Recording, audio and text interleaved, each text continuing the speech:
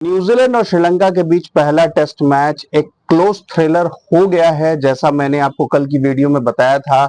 लेकिन मैं स्टिल कहूंगा कि Sri Lanka have the upper hand, क्योंकि न्यूजीलैंड की मिडिल और लोअर ऑर्डर ने बहुत खराब बैटिंग की। ये चेज जो शायद और बेहतर हो सकता था, अब वो बहुत हद तक श्रीलंका के हाथ में है। हालांकि अभी 68 रन चाहिए और 2 विकेट बचे हैं, लेकिन मेरे ख्याल से ये एक थोड़ा मुश्किल टास्क है, क्योंकि अब जो बचे 2 बैट्समैन हैं न्यूजीलैंड के, उन्हें बैटिंग का ज्यादा एक्सपीरियंस नहीं है और अब पिच पूरी तरीके से ब्रेक कर गई है और स्पिनर्स को बहुत ज्यादा हेल्प मिल रही है।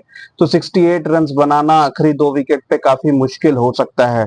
न्यूजीलैंड की आखिरी होप है रचिन रविंद्रा, जो कि जबरदस्त बैटिंग कर रहे हैं और 90+ स्कोर पे बैटिंग कर रहे हैं इस टफ पिच पे। मेरे ख्याल से ये टेस्ट क्रिकेट में भी उन्होंने अपनी अनाउंसमेंट कर दी है कि वो सिर्फ एक वाइट बॉल प्लेयर नहीं है, बल्कि एक बेहतरीन टेस्ट प्लेयर भी हैं, क्योंकि ये टेस्टिंग कंडीशंस हैं। वो प्लेयर जो न्यूजीलैंड में अपनी क्रिकेट खेलता आया है, वो इस टफ पिच पे 91 नॉट आउट खेल रहा है, तो डेफिनेटली उनमें टेस्ट क्रिकेट खेलने का टेम्परामेंट है। लेकिन बात करते हैं जब दिन की शुरुआत हुई तो श्रीलंका ने 237 फॉर 4 से स्टार्ट किया था, जो मैथ्यूज और धनंजय डिसिल्वा दोनों 34 पे खेल रहे थे। लेकिन एजाज पटेल, जो कि सिर्फ वन ऑफ द 3 बॉलर्स है जिन्होंने 10 विकेट्स इन एन इनिंग्स लिया है, आपको याद हो इंडिया के खिलाफ इन्होंने 10 विकेट लिए थे, उन्होंने फाइनली बेहतरीन बॉलिंग की और 6 विकेट लिए। पहले धनंजय डिसिल्वा को स्टंप कराया और उसके बाद मैथ्यूज को स्लिप में कैच आउट कराया और लोअर ऑर्डर को बिल्कुल टिकने नहीं दिया। जहां पर ऐसा लग रहा था कि शायद श्रीलंका बहुत बड़ा स्कोर बना सकती है, क्योंकि 292 पहुंच गए थे, ओनली 6 डाउन। वहां से आखिरी के आप इनफैक्ट 286 फॉर 6 थे, वो 286 फॉर 5 थे रादर। तो आखिरी के 23 रनों पे 5 विकेट रैप करके एक 275 का टोटल। हालांकि स्टिल आई वुड से कि न्यूजीलैंड को ऐसा लग रहा होगा कि 20-25 रन ज्यादा मिल गए, but still 275 was pretty chasable. लेकिन न्यूजीलैंड की बैटिंग में मैं यही कहूंगा कि काफी डिसअपॉइंट किया। कुछ बैट्समैन जिनसे ज्यादा उम्मीदें थी वो फ्लॉप रहे, और मुझे सबसे बड़ा सवाल है इस न्यूजीलैंड की लाइनअप में, which is Mitch Santner. Santner exactly क्या है? एक बैट्समैन है, एक बॉलर है, या वो कुछ भी नहीं है, सिर्फ मैं एक इंटेलिजेंट क्रिकेटर हूं, इस टैग के साथ खेल रहे हैं? ये bits and pieces cricketers T20 format के लिए ठीक है, मे बी इवन ओडीआई में अगर थोड़ी लोअर ऑर्डर स्ट्राइकिंग करके कुछ ओवर्स फेंक लेते हैं तो ठीक है, लेकिन क्या मिच सैंटनर टेस्ट क्रिकेट खेलना डिजर्व करते हैं? सिर्फ इस नाम पर कि वो वेटोरी जैसे ही हैं, मिच सेंटिनर जबरदस्ती की क्रिकेट खेल रहे हैं। आपको मिच सेंटिनर के स्टैट्स बताता हूं। मिच सेंटिनर अब तक 27 टेस्ट मैच खेल चुके हैं, 27 टेस्ट मैचेस, 44 इनिंग्स में बॉलिंग की है और विकेट्स कितने हैं? 54। यानी 27 टेस्ट मैचेस में 54 विकेट्स इन 44 इनिंग्स। भाई वाह, बेहतरीन। Best bowling 3 for 34। तो मतलब ये कोई प्रॉपर बॉलर तो नहीं है, ये तो बॉलर के स्टैट्स है नहीं। एवरेज भी 40+ है, स्ट्राइक रेट तो 88 है, मतलब बॉलिंग में कोई जान नहीं है। तो फिर बैट्समैन हो गए, लेकिन batting average is 23, batting average of 23। तो मिच सेंटिनर एग्जैक्टली क्या है? बैट्समैन है, बॉलर है, या जोकर है?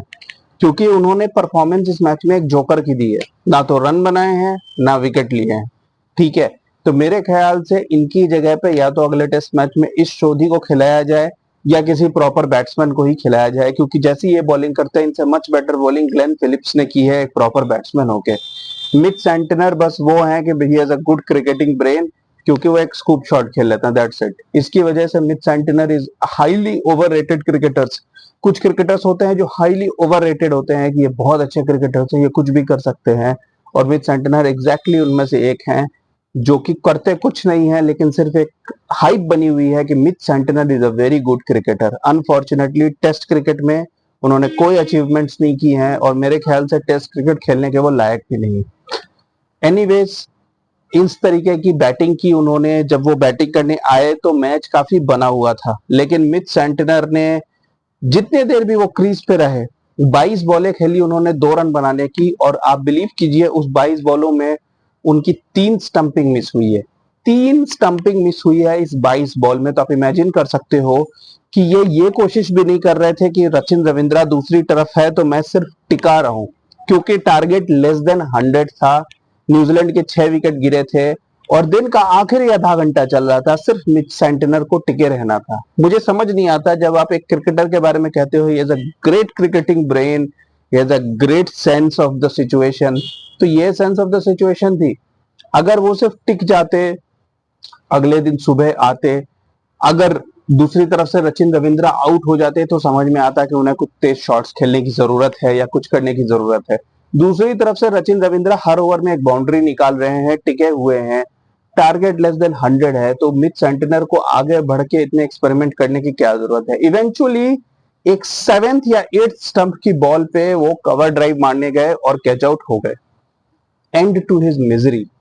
फिर टीम सऊदी आए, कैप्टन, वो भी अब अपने करियर के लास्ट स्टेजेस में कोई खास कंट्रीब्यूशन कर नहीं पा रहे हैं, इधर विद द बॉल और विद द बैट। उनके ऊपर न्यूजीलैंड मीडिया में काफी आवाजें उठ रही हैं कि team Saudi is a burden on the team, और वो दिख भी रहा है। एनीवेज वो एलबीडब्ल्यू हो गए और अब 68 रन्स चाहिए विद 2 विकेट्स इन हैंड। अगर अभी इसी वक्त न्यूजीलैंड के पास 2 विकेट और होते तो it would have been a very very exciting last day, जहां पर न्यूजीलैंड को 68 रन्स चाहिए और उनके 4 विकेट हाथ में है, मगर अनफॉर्चुनेटली ऐसा हो नहीं पाया। टॉम ब्लंडेल जो न्यूजीलैंड के विकेट कीपर हैं, वो बहुत अच्छी बैटिंग कर रहे थे। वो एक इंटेंट के साथ उतरे थे। जब वो बैटिंग करने आए तो 96 फॉर 4 था स्कोर, और वो बड़ी तेजी से रन्स बना रहे थे, कुछ बाउंड्रीज भी निकाली, लेकिन वो एक स्टेज पर प्रेडिक्टेबल हो गए। जहां पे बॉल ऑफ स्टंप या उसके बाहर होती थी वहां वो लेग साइड में स्वीप करते थे, और जहां बॉल मिडिल एंड लेग पे होती थी वो रिवर्स स्वीप कर रहे थे। इसी चीज को शायद आइडेंटिफाई कर लिया श्रीलंका के स्पिनर्स ने, और वो लेग स्टंप पे रफ में बॉलिंग करने लग गए और रिवर्स स्वीप के लिए फील्डर लगा दिया। और फिर भी वो यही एक्सपेरिमेंट करते हुए राउंड द लेग्स रफ से बोल्ड हो गए। शायद यहाँ पर कुछ और शॉट्स वो करते, या शायद फिर बाद में थोड़ा स्ट्रेट खेलते तो बच सकते थे, मगर इवेंचुअली उन्होंने कुछ हद तक सिचुएशन को संभाला। मगर बाकी प्लेयर्स, कुछ प्लेयर जैसे डैरेल मिचेल हुए या ग्लेन फिलिप्स हुए, इनका मैं कह सकता हूं कि वो जेन्युइन शॉट्स खेल रहे थे, मगर शायद पिच पे थोड़ी टर्न थी जिसकी वजह से वो डिसीव हो गए। लेकिन अगेन केन विलियमसन इतना एक्सपीरियंस है, आगे बढ़ के स्टंप हो गए। थोड़े से ये लूज शॉट्स हैं जिसकी वजह से काफी क्लोज टेस्ट मैच न्यूजीलैंड हार सकती है। मगर एनीवेज अभी भी गेम थोड़ा बहुत बाकी है। रचिन रविंद्रा 91 पे हैं, वो डेफिनेटली ये 100 करना चाहेंगे, क्योंकि पर्सनल लेवल पे this 100 would mean a lot. एक टफ पिच पे 4th इनिंग्स में playing in Sri Lanka against Sri Lanka spinners on a breaking wicket and getting a 100 would mean a lot. ये 100 शायद आई वुड से कि पूरे न्यूजीलैंड में एक one of the best 100 rate होगी if Ravindra is able to get it tomorrow. But in case New Zealand falls short by 40 runs, 30 runs, they will ruin this opportunity जो इतने close आके वो miss कर गए। Keep watching guys. Thank you.